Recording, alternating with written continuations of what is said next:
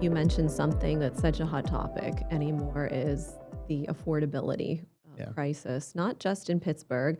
And even in Pittsburgh, that we're always touted as one of the most affordable cities, but we're still seeing some struggles. Yeah. And why do you think that is?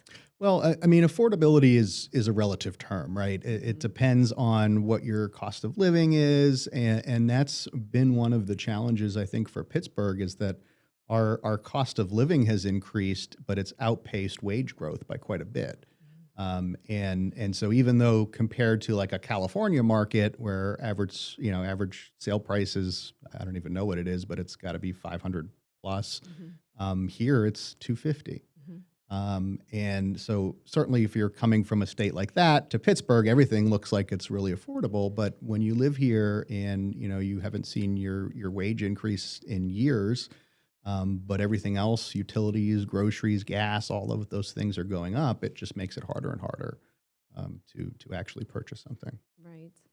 And, so many people, they blame interest rates solely, or they blame, I've heard a lot of, folks talking about, well, these corporations and industries are buying so many houses to Hmm. rent and they're stealing it directly from first time home buyers. And there's a lot of mixed reviews on that. And I'm curious to see what you think. Yeah, certainly contributes to the problem. I don't think you can point to any one single thing that's like that's the reason. Hmm. But yeah, certainly those institutional investors, especially around COVID time, 21, 22, it seems like they've kind of dropped off a little bit. But yeah, they were buying up homes left and right for a while, and they were targeting the homes that were right in that first time home buyer price point, that 150 to 250 range. And they would go in and pay cash and no inspections, right? And it's like hard to compete with that if you're a buyer that needs to get a mortgage, Hmm. right? And wants to do an inspection because you've never bought a house before, which I mean you should do an inspection, but we know a lot of people don't.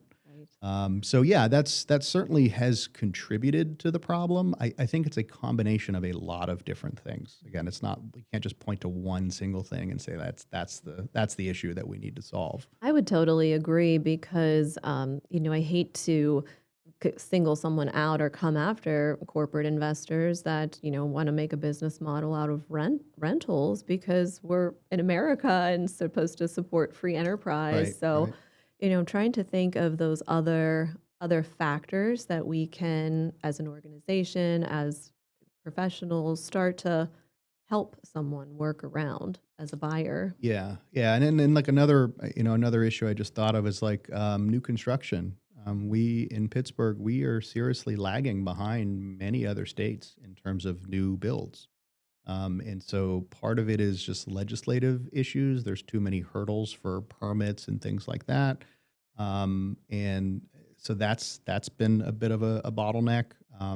As you're aware of, at Ramp have started trying to get the city to make some movement on liquidating the properties that they own, right? Hmm. So the city owns like 15 to 20,000 Is it properties. really that many? Wow, It I know depends on I've who been you ask. I get following. different Yeah. numbers every time, but it's definitely it's in the tens of thousands. Wow. Isn't that And incredible? it's amazing. And some of those are vacant lots. Some of them are just abandoned properties, or somebody that died without a will, and we can't find Mm. any of their heirs, type of thing.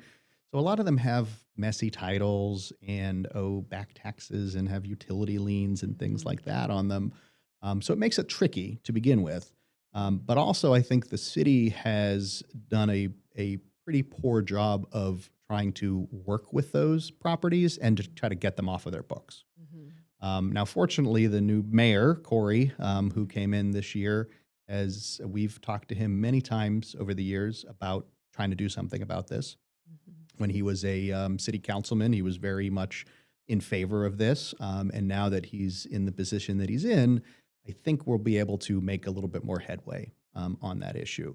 Because Ramp for many years has tried to purchase a property from the city as kind of like a proof of concept to say, here, we can take a property that the city has on its books, we can rehab it, put it back on the market, sell it as affordable housing, and we can, one, make the numbers work, two, not disrupt the neighborhoods that are concerned about like gentrification and things like that. And three, we put this property back on the city's tax roll where it actually starts to generate money for the city. Mhm. So it's kind of a win all around if we can get that to work. It's just Sure. a very, very slow process.